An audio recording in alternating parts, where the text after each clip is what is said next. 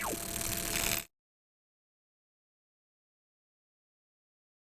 guys, I am Kelsey with the McHenry Chamber, and today is another Business Bite. So, Business Bites will deliver quick, valuable knowledge from our members in a form that's easy to consume and easy to intake. So, today I'm excited. We've got Lizzy from Rockin The Spectrum. So, if you come to our chamber functions, you've probably met her. She's all over town, and you're doing wonderful things. So I'm very excited to have you here today. Yes, we've done a couple of things with you too, and including your special friends. Yeah. And we'll talk a little bit about that and all the other things that we're here for today. So Business Bites is really to teach you guys something that you might not know about, or you might need to know a little bit more about than you already do. And so today our topic is going to talk about inclusivity. Oh, I'm glad I said that right. I was so worried I was going to pronounce that wrong. But I think there's so much that we can learn that, I mean, I'm 36 and there's a lot of things I didn't grow up learning, just going to school with individuals and not understanding a lot of that I wish my parents or there were resources back in the day. So I'm going to pass it over to Lizzy here to just talk about what Rockin The Spectrum does and a little bit more about the business. Hi, I'm Lizzy. I'm with Rockin, and we offer services for all ages. The youngest is 3, the oldest is 65. Really? Yeah. Oh, okay. That includes our day program. We do respite services. We do life training skills. We have a sensory tent tour. We go to place. And we also do our sensory friendly business program. And where are you guys located? So we're located in Crystal Lake. Okay, nice. So if you're from McHenry area, McHenry County, I feel like it's right there. And we've been there before, and it's a cute little location. We've done a mixer ribbon cutting with you guys, and it's a nice little building. But it is. We have some exciting news for you that we'll share a little bit later. Oh yes, right? I'm Very excited. But something that I love too is that you also support the families, right? Oh, and yeah. I think that's really important. As you know, as families, when we come across things like this, we might not know what to do, who to turn to. So it's really exciting to have you guys as a program and a facility and are you guys a nonprofit? We are a not-for-profit 501. Okay. And so that's really nice because I feel like so when I was reading, basically your whole company came about because you had a life experience, right? So yes. You have is it your mom? Is it your sister? So I have 2 sisters. Okay. And my mom. Okay. And my dad, and we all run this not-for-profit. My middle sister, she's 29. She's nonverbal and she has severe autism. Happy Autism Awareness Month.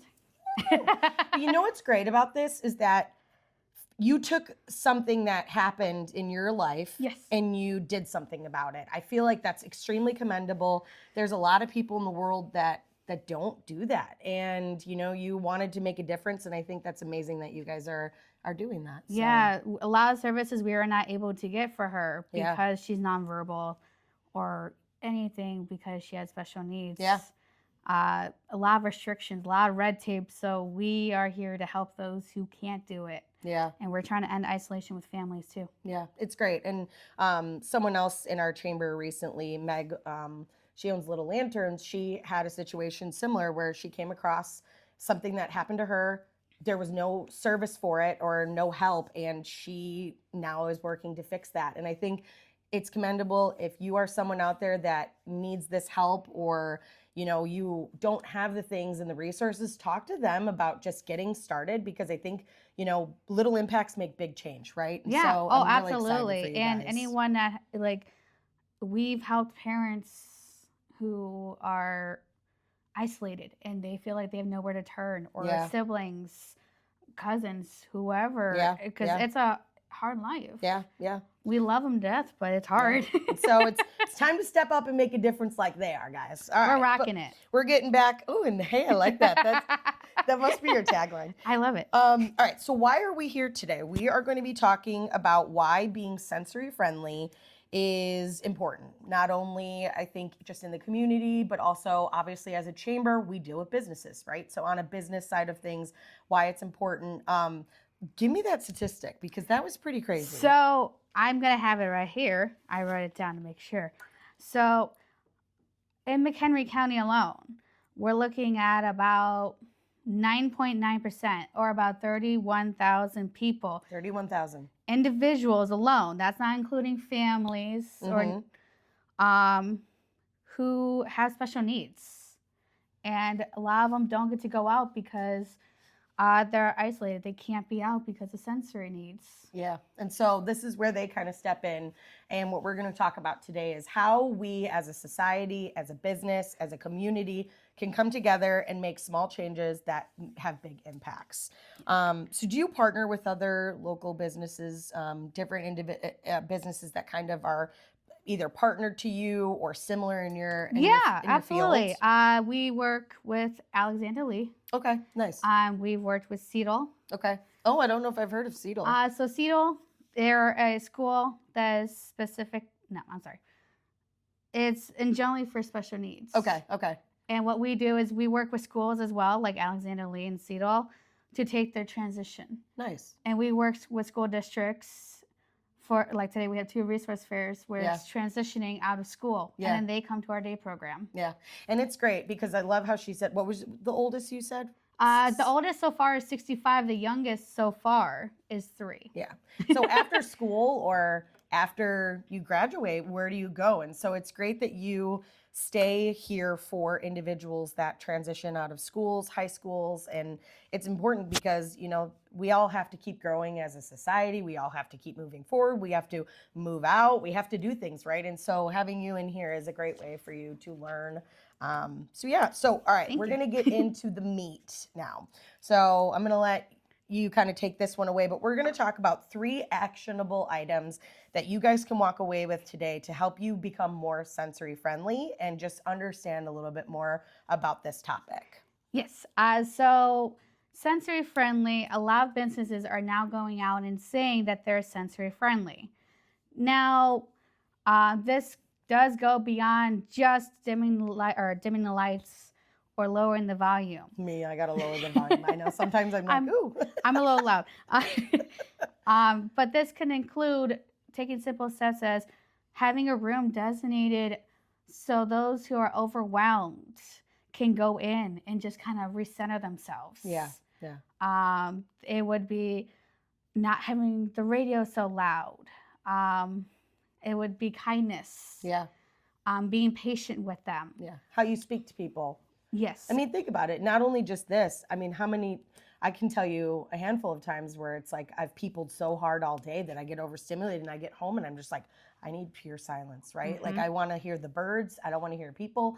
I mean, we all have to deal with this. So thinking about that as a whole, that, you know, not just special needs, everybody needs this type of inclusivity. And I think it's important to just think about that as a whole, right? Yeah, exactly. And think of it as this way too.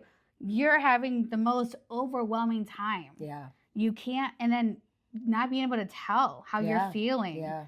And you can't talk your expressions. You can't say, I'm overwhelmed. I need to get outside. Yeah.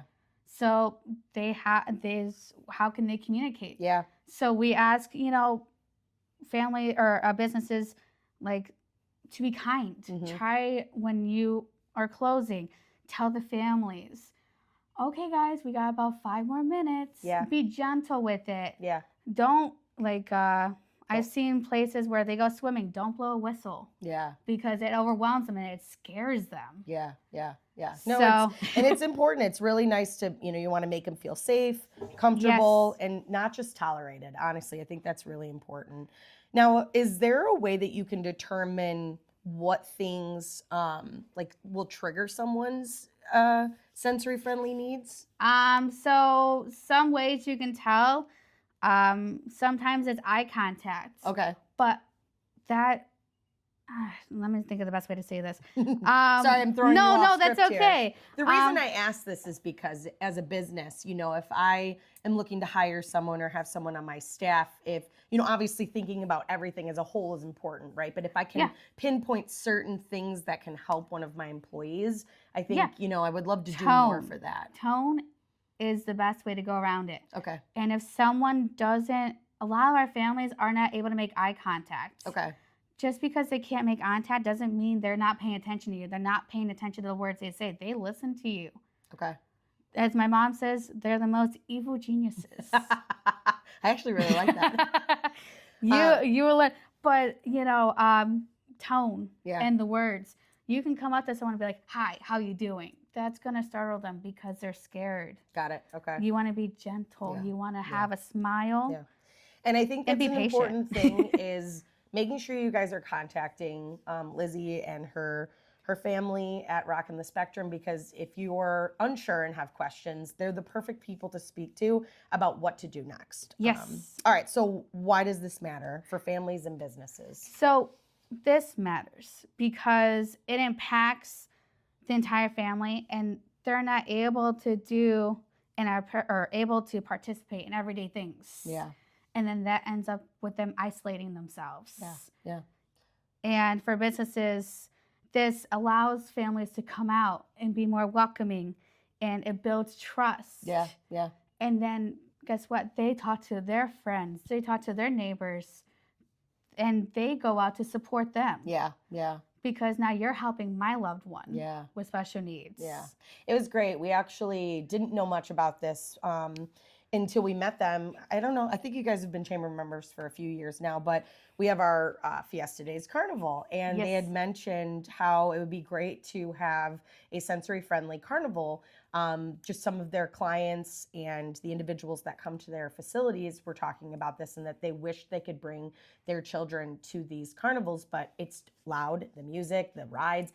And so we worked with the people that do our carnival, and we were able to supply a 1-hour time slot where families could come in and bring their children. And it's moving. Honestly, being a part of it was amazing, because I've never realized, that type of need. Look, 30,000 people around here could utilize that. And it was really great. And so thank you for educating us on something that we didn't know a lot about, and now providing to our community something that's really amazing. And so I'm really happy that we brought that aboard. Yeah, I'm so glad. I get so many families still tell me constantly, "That was amazing." Yeah. And my goal is to make programs longer, because sometimes 2 hours is hard. Yeah.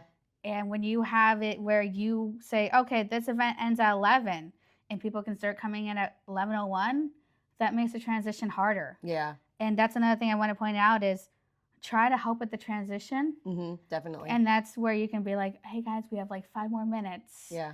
Give the families time, because when you rush them, it makes it harder. Yeah. And then it just makes things just more chaotic. So if you're thinking about hosting an event, or if you're someone who does events for a living, thinking about those pieces could be great add-ons, not only just for inclusivity, but for the families, right? I love music. I love going to the park. I love doing things. So having those pieces that can not only help the child or the individual, but help the families, it's a double win, right? Exactly. Because like I said, you include the families, and that brings up more people. Yeah, yeah. Because you'd be surprised how many people, another business owner could be having someone with a loved one. Yeah, yeah.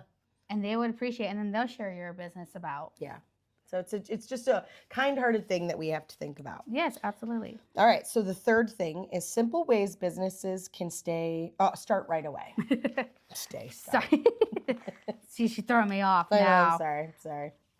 So some of the simple ways that we could do this is you can offer a room designated for those and just have it calm, have the lights dim. I love that. Train the staff with patience and I'm sorry, I hit the microphone. Oh, that's okay. Train the staff to respond with a tone that's patient and understanding. It's like learning love languages, right? Yes. You want to talk to people the way that you can talk to people, right? Now, how you approach everybody is not the same. So it's very similar to this in the fact of come on their level and talk to them in the way that helps them the most. And the way you want to be treated, too. Yes, agreed. You can also reduce the music so it's not so loud or overwhelming. You can create visuals that those who can't communicate, they can point to what they want, what they need, and just create a welcoming environment. Yeah.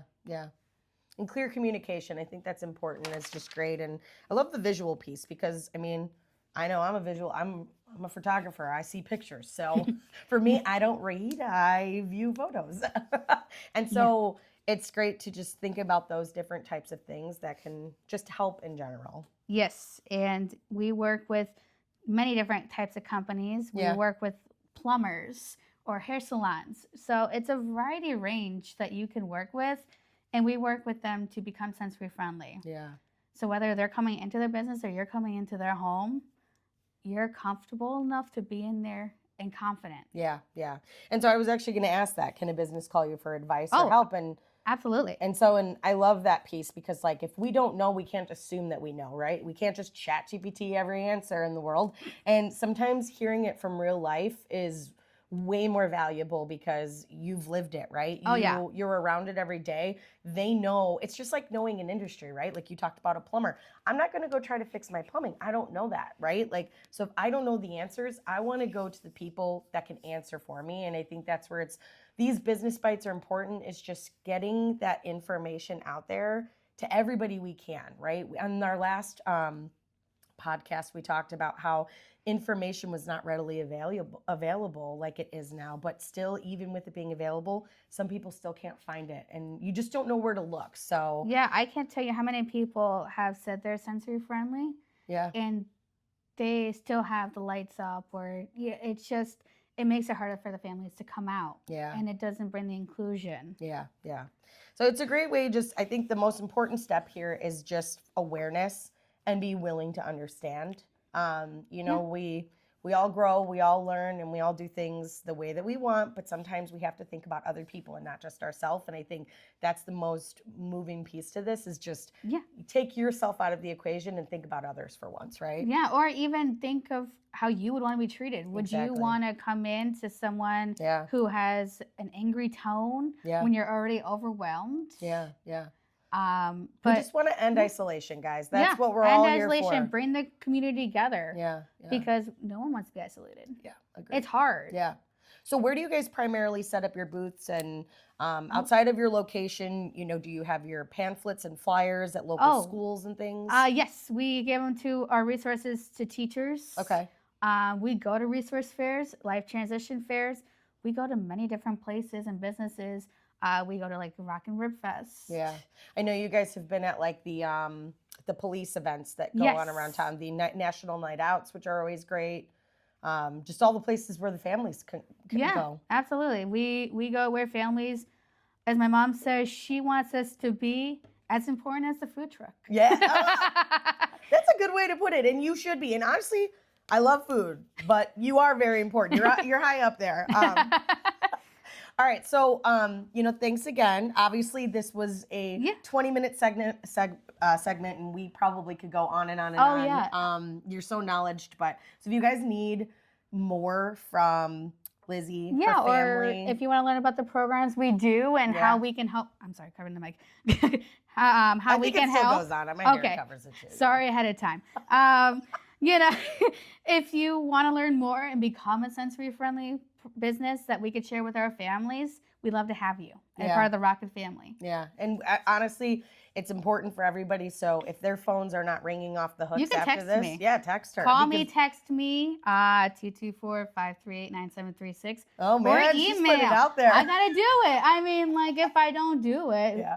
You know what's great too is I love that you're a young entrepreneur in your own. Getting just to meet you and just seeing the importance at every age is so important. Oh yeah. And so I've seen some amazing people at young ages, and they keep going. I just think about like high school and grade school, just getting picked on and the things that we saw every day. I wish there was so much more for us as when we were kids. And so, how long have you guys been around? So this is going to be our 7th year. 7 We years. actually, but I say that, but we've actually been more in business for 3 to 4 years because my mom had COVID, her stomach erupted, had a 5% chance of living. Oh my gosh. She's alive, and then she got diagnosed with cancer about 2 years later. Wow.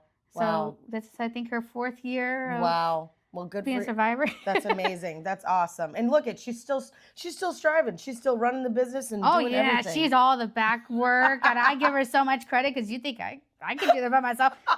I'd be like, Mom, where you at? Right? It's a team effort. She's the boss, and she knows exactly what she's doing. I just follow and go, yes, ma'am.